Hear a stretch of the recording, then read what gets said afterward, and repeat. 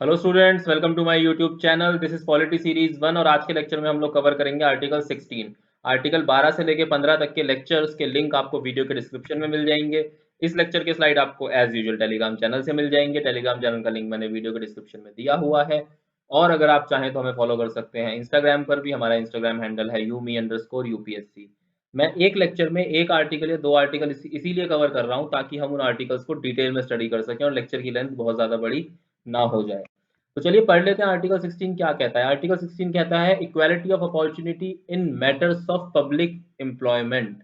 मतलब क्या है, जो सरकारी नौकरियां होती हैं उनमें सबको बराबरी का अधिकार है। सरकार किस बेसिस पर कोई भी डिस्क्रिमिनेशन नहीं कर सकती है।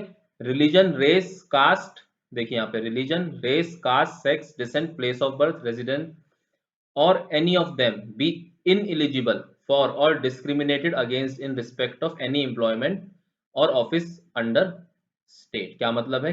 केवल, यहाँ पे इस वर्ड पे ध्यान दीजिएगा, only basis of religion, race, caste, sex, descent, place of birth पर कोई भी भेदभाव नहीं करा जा सकता पब्लिक एम्प्लॉयमेंट में। लेकिन इसके साथ साथ देखिए ऊपर हमने लिखा हुआ है कि रेजिडेंस और एनी ऑफ देम।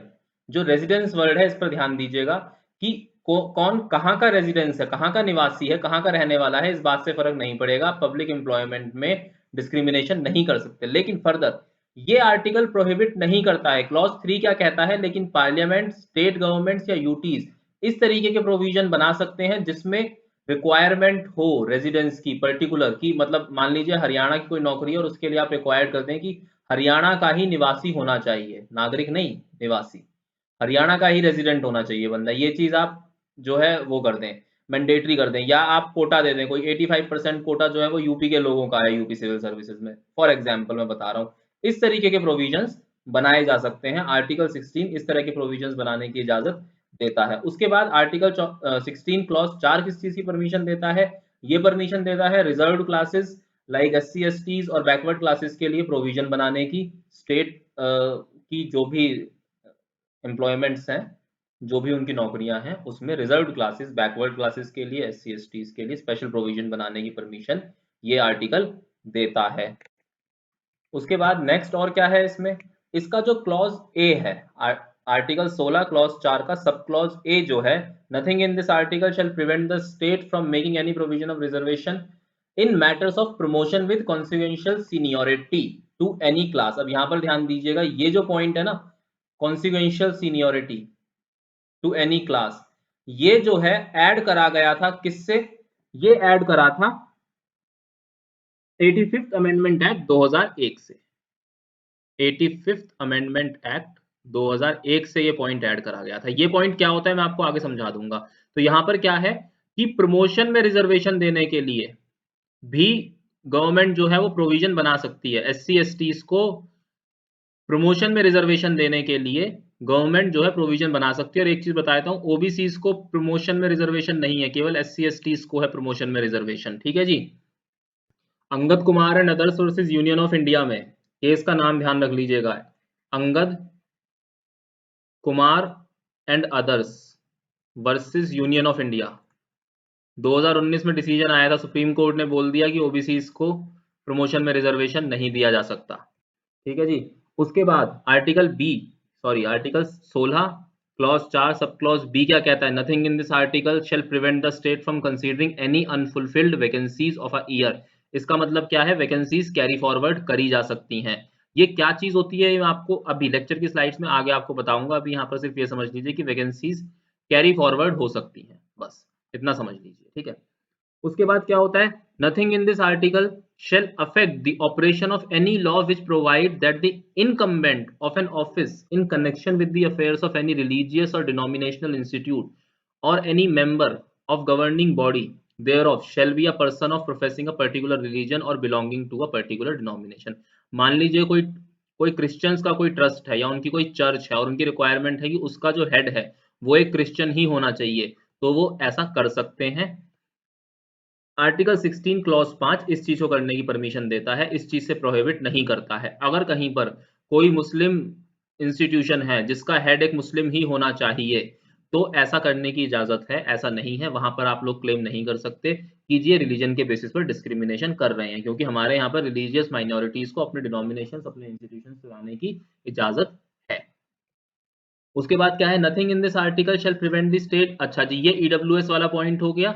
इसका मतलब क्या है, सरकार इकोनॉमिकली वीकर सेक्शन को भी एम्प्लॉयमेंट में रिजर्वेशन दे सकती है, लेकिन इकोनॉमिकली वीकर सेक्शन को एम्प्लॉयमेंट में जो रिजर्वेशन मिलने वाला है वो ग्रेड ए की साइंटिफिक पोस्ट के लिए एलिजिबल नहीं होंगे। मतलब ग्रेड ए की जो साइंटिफिक पोस्ट है वहां पर इकोनॉमिकली वीकर सेक्शन को कोई रिजर्वेशन नहीं दिया जाएगा, और ऐसी पोस्ट जहां पर पर्टिकुलर कोई साइंटिफिक या टेक्निकल डिग्री रिक्वायर्ड है वहां पर इकोनॉमिकली वीकर सेक्शन को कोटा रिजर्वेशन नहीं दिया जाएगा। इस चीज को ध्यान रख लीजिएगा कि आर्टिकल 16 का क्लॉज 6 कहां पर एप्लीकेबल नहीं है।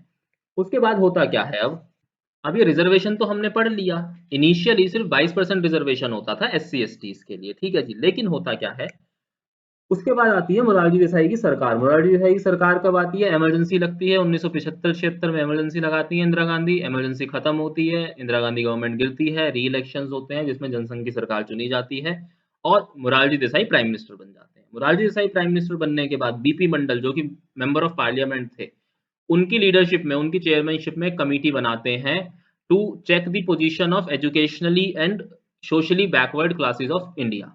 और आर्टिकल 340 के तहत इस चीज की परमिशन मिलती है पार्लियामेंट को कमेटी बनाने की। उसके बाद क्या होता है, ये कमेटी अपनी रिपोर्ट सबमिट करती है 1980 में, और ये 3743 कास्ट को सोशली और एजुकेशनली बैकवर्ड जो है वो मार्क करती है, और ये कहती है कि ये जो लोग हैं वो 52% ऑफ द पॉपुलेशन है और ये other than SC and ST हैं। तो ये कमेटी रिकमेंड करती है कि आपको 27% कोटा देना चाहिए ओबीसीज को इन गवर्नमेंट जॉब, ठीक है। तो मोरारजी देसाई की सरकार तो गिरा ली थी, जल्दी ही गिर गई। मोरारजी देसाई की सरकार को इसको इम्प्लीमेंट करने का टाइम नहीं मिला। इंदिरा गांधी ने इस कमेटी की रिपोर्ट को दबा दिया, इस कमीशन की रिपोर्ट को नहीं माना, या कह लीजिए कि इसको ठंडे बस्ते में डाल दिया, क्योंकि इंदिरा गांधी जानती थी कि इससे कॉन्सिक्वेंसेस क्या होंगे। इंदिरा गांधी ऑलरेडी 1975 में इमरजेंसी लगा के पावर से जा चुकी थी और वो देख चुकी थी कि अगर पब्लिक खिलाफ हो जाए तो पब्लिक क्या कर सकती है, क्योंकि इंदिरा गांधी को भी ये था ना कि सत्ता कभी जाने नहीं वाली, लेकिन पब्लिक ने जो है उल्टे मुंह गिरा दिया था कांग्रेस को। तो इंदिरा गांधी ये जानती थी कि इसको इम्प्लीमेंट करने के क्या नतीजे हो सकते हैं, तो इंदिरा गांधी ने इसको इम्प्लीमेंट नहीं करा। 84 में इंदिरा गांधी की हत्या हो जाती है, राजीव गांधी प्राइम मिनिस्टर बनते हैं। राजीव गांधी वो साइंटिफिक पर्सन, उनका उद्देश्य ज्यादा ये था, उनका ध्यान ज्यादा होता था साइंटिफिक डेवलपमेंट्स और साइंटिफिक चीजों की तरफ। He was a visionary man, तो उन्होंने भी इस रिपोर्ट को कंसीडर नहीं करा। उसके बाद राजीव गांधी भी मर जाते हैं, राजीव गांधी की सरकार गिरती है, गवर्नमेंट आती है VP सिंह की 1990 में। 10 साल बाद मंडल कमीशन की रिपोर्ट को खोद के निकाला जाता है और मंडल कमीशन की रिपोर्ट के जो भी रिकमेंडेशंस थे उनको इंप्लीमेंट कर दिया जाता है, और उसके बाद देश में आग लग जाती है। क्यों? क्योंकि जो जनरल कैटेगरी के स्टूडेंट्स थे वो भड़क जाते हैं, वो कहते हैं हमारे लिए तो कुछ बचा ही नहीं। देखिए 22% रिजर्वेशन पहले था, 27% आपने और दे दिया, कुल मिला के रिजर्वेशन आपने दे दिया 49%। तो 49% जॉब्स तो आपने रिजर्व कर दी पर्टिकुलरली, तो बचा क्या? तो हो गई गड़बड़, पूरे देश में आग लगती है, आगजनी हो जाती है। आप इस चीज को नेट से उठा के पढ़ सकते हैं कि कितनी क्रिटिकल वो सिचुएशन बन गई थी और उस टाइम पे कितने ज्यादा दंगे फसाद स्टूडेंट्स ने करे थे। लेकिन दौर आगे बढ़ता है, नरसिम्हा राव की सरकार आती है 91 में। नरसिम्हा राव की सरकार क्या कहती है कि ओबीसी कोटे में प्रेफरेंस मिलेगा पुअर्स को, और नरसिम्हा राव सरकार एक चीज और ऐड कर देती है कि 10% reservation for economically backward sections. लेकिन क्योंकि हमारे कॉन्स्टिट्यूशन में तब तक इकोनॉमिकली बैकवर्ड सेक्शन या इकोनॉमिकली बैकवर्ड क्लासेस को हम लोग कंसीडर नहीं करते थे, हम लोग क्या कहते हैं उस चीज को, हम लोगों ने डिमार्केट नहीं करा हुआ था। तो क्या होता है, सुप्रीम कोर्ट अपनी वर्डिक्ट देता है और पॉइंट बी जो था 10% इकोनॉमिकली बैकवर्ड सेक्शन वाला, इसको सुप्रीम कोर्ट खारिज कर देता है इस वाली अमेंडमेंट को। तो लेकिन वो पहले वाली अमेंडमेंट को मान लेता है, preferences for the poor among OBCs, और आर्टिकल नंबर 16 क्लॉज 4 की सुप्रीम कोर्ट बहुत डिटेल में थॉरोली जाके उसकी कॉन्स्टिट्यूशनलिटी को चेक करता है। सुप्रीम कोर्ट किस नतीजे पर पहुंचता है, सुप्रीम कोर्ट इस नतीजे पर पहुंचता है कि ओबीसी की जो क्रीमी लेयर है उसको रिजर्वेशन नहीं दिया जाएगा। क्रीमी लेयर क्या होती है वो मैं आपको पिछले लेक्चर में बता ही चुका हूँ।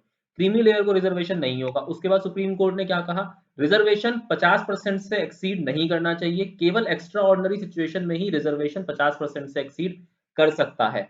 और कैरी फॉरवर्ड रूल, तो सुप्रीम कोर्ट ने यहाँ पर एक नियम दिया जो मैं आप लोगों से पहले डिस्कस कर रहा था ना, यहाँ देखिए इस पॉइंट पर फटाफट से एक बार पीछे जाके देख लेते हैं। ये जो आपका पॉइंट था कैरी फॉरवर्ड रूल का, ये article number 4, sorry clause number 4 B वाला जो पॉइंट था, clause number 4 sub clause B वाला जो पॉइंट था, ठीक है। अब इसको समझ लेते हैं यहाँ पर ये क्या चीज था। सुप्रीम कोर्ट ने ये कहा कि कैरी फॉरवर्ड रूल लगेगा। इसका मतलब सपोज कीजिए आपको 2010 में आपको 150 वैकेंसीज आपने रिजर्व करके आप भरना चाहते थे, लेकिन उस साल केवल 140 वैकेंसीज आप भर पाए, 10 वैकेंसीज आपकी खाली रह गई। तो 2011 में आप इन 10 वैकेंसीज को रिजर्व कैटेगरी में ला सकते हो।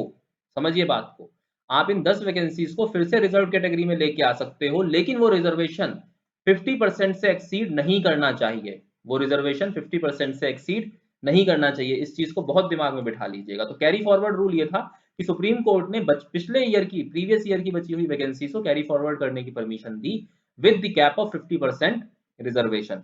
तो क्या होता है आगे, उसके बाद परमानेंटरी स्टैट्यूटरी बॉडी, सुप्रीम कोर्ट ने यह भी बोला कि आप एक परमानेंट स्टैट्यूटरी बॉडी बनाइए जो कि बैकवर्ड क्लासेस की सिचुएशन को जांचेगी और ओवर एक्सक्लूजन और under exclusion in the list of OBCs जो हैं उसकी चीज, उसका ध्यान रखेगी।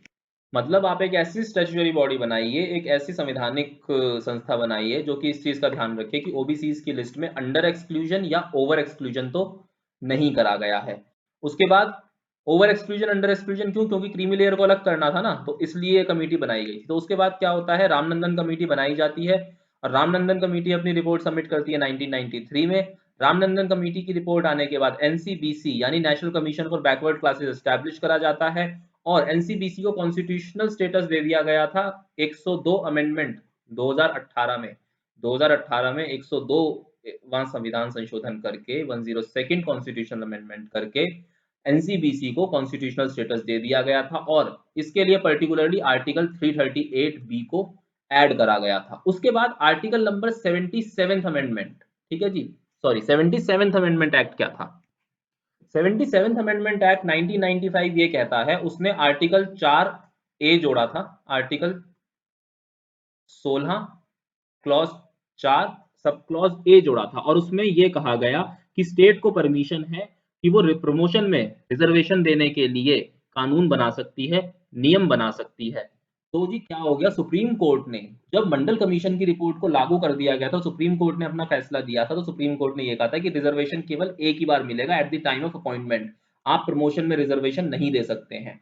तो सुप्रीम कोर्ट की इस जजमेंट को नलिफाई करने के लिए इन्होंने अमेंडमेंट करी, 77th अमेंडमेंट हुई 1995 में और SC STs को रिजर्वेशन दे दिया प्रमोशंस में भी। उसके बाद 2001 में करा गया कौन सा संविधान संशोधन हुआ था 2001 में, मैं आप लोगों को पहले भी बता चुका हूं, 85th संविधान संशोधन यानी 85वां संविधान संशोधन करने के बाद 2001 में कॉन्सिक्वेंशियल सीनियोरिटी को भी ऐड कर दिया गया। अब ये कॉन्सिक्वेंशियल सीनियोरिटी होती क्या है, कॉन्सिक्वेंशियल सीनियोरिटी का मतलब ये होता है कि मान लीजिए दो लोग थे, एक बंदा आता था रिजर्व कैटेगरी से, ध्यान से देखिएगा, एक पर्सन ए था ये आता था रिजर्व कैटेगरी से, एक पर्सन बी था ये आता था जनरल कैटेगरी से, ठीक है। जनरल कैटेगरी का बंदा सीनियर पोजीशन पर था और ये रिजर्व कैटेगरी का बंदा जो है वो जूनियर पोजीशन पर था, लेकिन क्योंकि रिजर्वेशन में प्रमोशन था इसलिए ए जो था वो प्रमोट हो जाएगा बी से पहले, ए जो है वो बी से पहले प्रमोट हो जाएगा। अब ए बी से पहले प्रमोट हो जाएगा तो इसका मतलब ये क्या है, अब जितनी भी फर्दर प्रमोशंस होनी है, जो सब्सिक्वेंट प्रमोशंस जितनी भी होनी है उसमें ए को सीनियर कंसीडर करा जाएगा, इसे बोला जाता है कॉन्सिक्वेंशियल सीनियोरिटी। तो ये किससे ऐड हुआ था, ये ऐड करा गया था 85th अमेंडमेंट एक्ट 2001 से, इस चीज को ध्यान में रखिएगा। और फिर 81वां संविधान संशोधन करा गया 2000 में, 81वां संविधान संशोधन करके क्लॉज 4 के साथ क्लॉज बी जो सब क्लॉज बी जोड़ दिया गया, आर्टिकल 16 क्लॉज 4 में सब क्लॉज बी जोड़ा गया और उसमें यह कहा गया, कैरी फॉरवर्ड रूल को खत्म कर दिया। यहां पर ध्यान से समझिएगा, पहले सुप्रीम कोर्ट ने यह कहा था कि आप कैरी फॉरवर्ड कर सकते हैं वैकेंसीज को, लेकिन 50% से ज्यादा कोटा नहीं हो जाना चाहिए। लेकिन अब क्या हो गया, इन्होंने एक अलग से एक नियम निकाल दिया कि जी जो रिजर्व, अब 2010 में आपकी जो 10 सीटें बच गई थी और 2011 में आपकी जो 100-150 सीटें आपने फिर से रखी हैं वो तो होंगी ही होंगी, उसके बाद आप अलग से इन 10 सीटों के ऊपर भी अपॉइंटमेंट कर सकते हो। आपके ऊपर कोई जो है वो प्रतिबंध नहीं है इस चीज का। अब आप पहले क्या था, पहले इन 10 सीटों को इन्हीं 150 में इंक्लूड करना था, या अगर आप इंक्लूड कर रहे हैं तो आपको ये ध्यान रखना था कि कोटा 50% से इंक्रीज तो नहीं कर रहा है। लेकिन अब क्या है, अब उन्होंने संविधान संशोधन करके ये कह दिया कि जी ये 150 सीट अलग हैं और ये 10 सीट अलग हैं, ये कैरी फॉरवर्ड हो रही हैं, इनका तो कोई मतलब ही नहीं बनता। कैरी फॉरवर्ड वाली सीट कभी भी वो 50% वाली कैप में काउंट नहीं करी जाएंगी। तो ये हुआ कुल मिला के आर्टिकल 16 का डिसीजन, पूरे का पूरा, जो आर्टिकल 16 में जितने भी क्लॉज ऐड करे गए थे। उसके बाद आर्टिकल 16 में जो सब क्लॉज 6 ऐड करा गया, वो ऐड करा गया 103rd कॉन्स्टिट्यूशनल अमेंडमेंट एक्ट से इकोनॉमिकली वीकर सेक्शन के लिए। वो मैं आप लोगों को पहले भी बता चुका हूँ आर्टिकल 15 में भी, और इसका एक वीडियो चैनल के ऊपर अलग से पड़ा भी है 103rd कॉन्स्टिट्यूशनल अमेंडमेंट का, तो उसको देख लीजिएगा। उसके बाद अब ये कौन है जनाब, ये है मिस्टर गोस्वामी। कौन से गोस्वामी हैं? ये देशबंधु कॉलेज के स्टूडेंट थे। ये देशबंधु कॉलेज दिल्ली यूनिवर्सिटी के स्टूडेंट थे, राजीव गोस्वामी। इन्होंने 1990 को खुद को आग लगा ली थी during the protest against 27% Kota for OBC. तो इतने खतरनाक वो हालात थे। आप पढ़ सकते हैं नेट पे, आपको बहुत इंफॉर्मेशन उसके बारे में मिल जाएगी। तो चलिए आज के लेक्चर में इतना ही। Please like share and subscribe जरूर कीजिएगा। Thanks for watching this lecture. अच्छा लगा हो तो एक लाइक मार दीजिएगा, सब्सक्राइब कर दीजिएगा और शेयर कर दीजिएगा।